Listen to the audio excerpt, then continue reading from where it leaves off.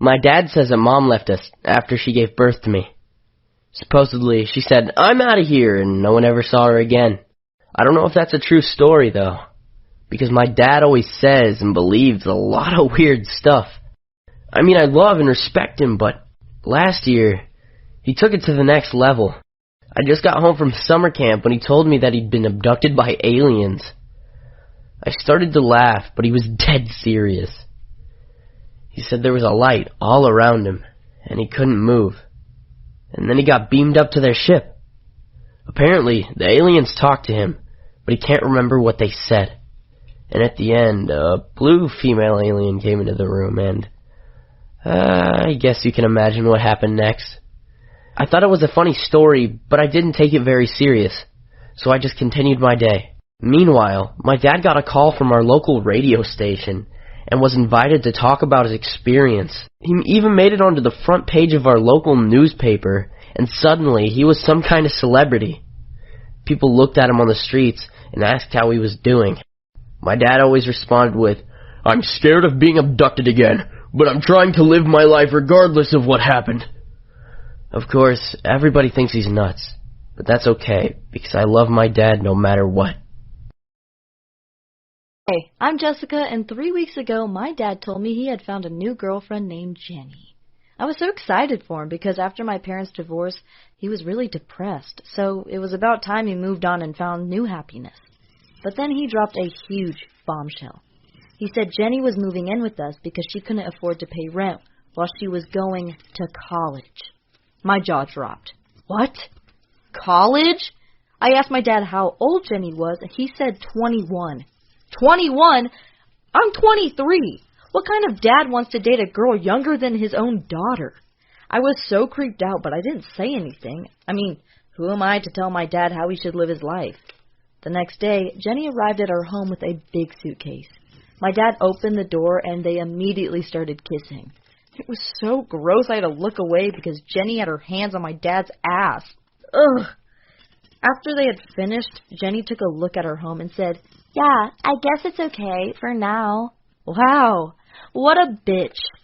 And the next day while eating dinner, she told me, "I'm so glad your dad takes care of me. I could never have a job while going to school. College is really hard, you know." Ugh, jeez. This made me angry because when I went to college, my dad made me get a part-time job because he insisted I pay him rent. He said it was character building. He said it was character building. I never complained because I knew my dad had lots of debt and I wanted to make things easier for him. But then Jenny started talking about how my dad bought her a new $15,000 car. And that's when I lost all respect for my dad. Couldn't he see that she was only using him for his money? She was rude, self-absorbed, and selfish. I wish my dad would see what she was really like and leave her, but it soon became clear that she was going to stay. For example, she's always asking my dad to take her to Hawaii. She talks about how it's the most beautiful island in the world and it would be really romantic, but I know she only wants to take pictures for her Instagram. Then there was the time she wore my shirt.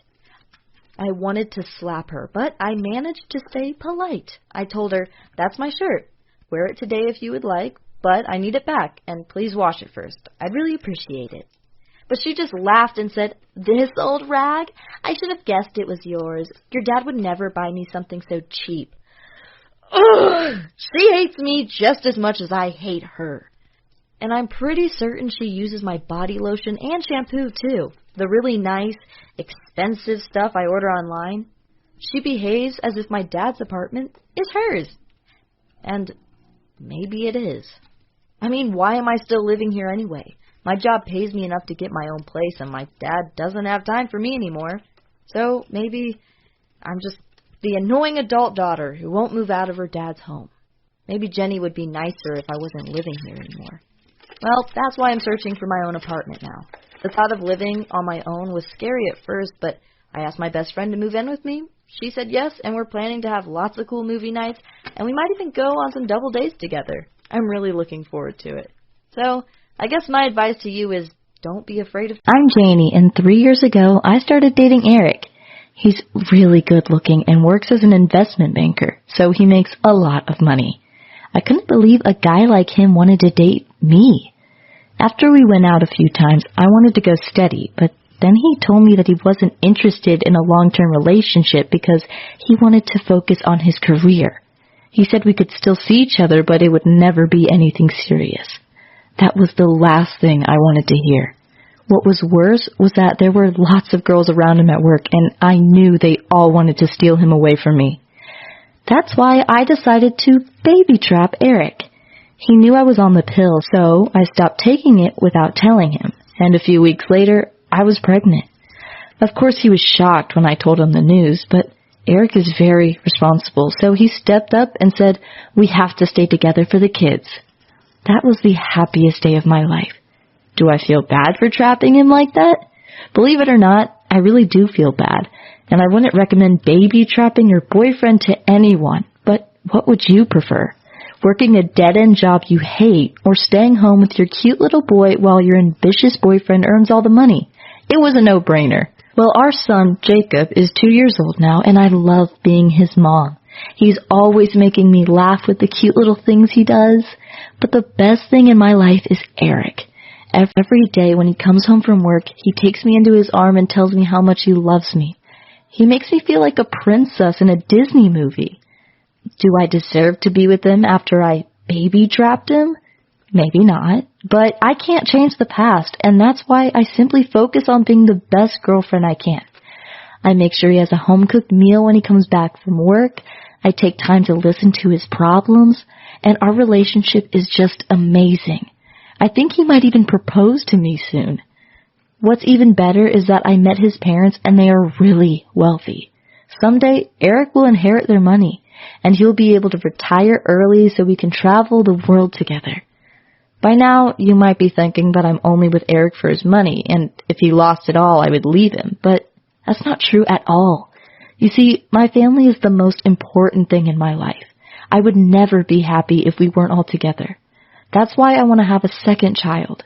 Eric's a great dad, and Jacob would love a little brother or sister. This time, I talked to Eric before coming off the pill. At first, he didn't want to, but in the end, he agreed because he knows it would make our family complete. He trusts me, and I trust him. We are a team, and that's how a relationship should be. I still wish I hadn't baby trapped him because I will always feel guilty about it, but I will never tell him what I did because I'm not going to risk breaking up our family. It's a heavy weight on my shoulders, but I think I can. Hi, my name's Maya, and I want to tell you about the time I made the biggest mistake of my life. My dad died when I was little, and it took my mom years to start dating again. She said that I was all she needed to be happy, but I always knew life would be better for her if she had a boyfriend. That's why I was stoked when she started dating Aaron. He treated my mom the way she deserved, and always bought her flowers and took her out to dinner. You can't imagine how excited I was when he proposed, and my mom said yes. I mean, I loved being a bridesmaid, and I'll never forget how beautiful my mom looked on her wedding day. But there was one problem, though. Aaron's son, Jared. He was so freaking gorgeous. It was as if he just came out of a movie. And Jared wasn't just good-looking. He was also a really nice person. And even though he was a couple years older than me, he'd always say hi to me at school and carry my books when we walked home together. In fact, Jared was that guy. You know, the one boy in school everyone likes. That's why, after me and my mom moved into his house, all my friends got super jealous of me because I got to hang out with him all the time. My two best friends even tried to contact him on Facebook, but he just completely ignored them. So, of course, I had a huge crush on him. I mean, who wouldn't? But after a while, I began to think that he felt the same way about me. I mean, there was no other reason why he'd be so nice to me. But if he liked me, why wouldn't he tell me so? Well, I thought he was just too shy, and that's why I decided to make the first move. I waited until our parents left the house to go on a date night, and then I asked Jared if he wanted to watch a movie with me. He said yes, and we made some popcorn and sat down on the couch together. I don't remember what movie we watched, but as we ate the popcorn, our hands kept touching each other, and I knew I had to do something, so I just turned to him and kissed him. I can still remember his face and how shocked he looked. He immediately pushed me away, telling me to get off, and when I tried to explain that I thought he liked me, he laughed and said I was just a silly little girl. He also said he'd only been nice to me because his dad asked him to, but he'd never be interested in a 14-year-old girl like me. I didn't know what to say, so I just started crying and ran to my room. I've never felt more ashamed in my life, and I felt like I had ruined everything. Luckily for me, Jared didn't tell anyone what I'd done, but still, things were never the same between us. When we were on our own in the house, we both stayed in our rooms avoiding each other, and he even stopped saying hi to me at school. The worst part was that we lived in the same house, so I couldn't just avoid him. That's why every time I saw him, I remembered what an idiot I'd been. I wish I'd never tried to kiss my own stepbrother. Have you ever fallen in love with the wrong person? Tell us your story. Hey, I'm Caroline, and my neighbor made my life hell by listening to loud music every single night. I knew I had to get rid of him, so I set him up, and now he's in prison. Let me tell you how I did it. It all started after I got my promotion at work. Finally, I had enough money to move out of my mom's home and to find my own place. It was a one-bedroom apartment, and I absolutely loved it. But right when I went to bed at midnight, my neighbor started playing loud metal music. Ugh. I waited for 5 minutes, hoping he would turn down the music again, but nothing happened. So I decided to knock on his door. Of course, I was scared, but I had a knife with me, just in case. When he opened the door, he looked drunk and smelled like he hadn't showered in months. "What do you want?" he said. "The music is too loud. I can't sleep," I answered. "Oh, I'm feeling so bad for you. Maybe I'll come and pay you a visit later, What do you think?" he said with a big smile on his face. Then he closed the door and turned the music up even more. Wow, he wasn't just a jerk, but he was also threatening me. I immediately called the police, but all they could do was ask him to turn his music down. But as soon as they left, my neighbor turned his music up again. I might look like a nice and sweet girl, but you better not mess with me. It took me less than 5 minutes to come up with a plan to destroy this whole man's life. And here is how I did it. Right the next day, when my neighbor entered our building, I left it so he knew I wasn't at home. I had left my apartment door wide open and placed a couple of $1,000s on my table. I knew if my neighbor saw the money, he would go and try to steal it. That's why I planted a video camera into my apartment that would record everything. And I also asked my best friend to overwhelm my neighbor in case he would try to steal the money. Well, everything went as planned, and after my neighbor had picked up the money, my friend threw himself on him and held him down until the police arrived. I was there too, and it felt so good to see him being arrested with handcuffs and all. But of course, he knew I had set him up. So when he saw me, he screamed, "It's not over yet! I will come and find you!" However, he shouldn't have said that in front of the police, because when it was time for him to be trialed, he not only received a 2-year prison sentence for burglary and attempted theft, but another 6 months for threatening me. I was so happy that he was locked away, but then something very scary happened. 1 week later, I was walking down a street at night, when suddenly the doors of a car right next to me opened with 2 men coming out of them. I immediately knew they were coming for me, so I started running as fast as I could. I hadn't done sports in years, but in college I was in the varsity team, so I knew how to run. And trust me, I ran. For at least 1 minute they were right behind me, but they couldn't keep up and quickly gave up. After I escaped, I immediately called the police, and it took them less than a day to find video camera footage of the car that the 2 men had come out of. The owner of the car was a notorious member of a well-known biker gang.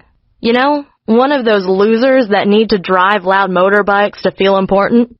When the police investigated further, they found out that my old neighbor was well connected to the motorbike gang, and he had ordered them to kidnap me or even do worse. The police said my life was at risk, which is why they brought me into the witness protection program.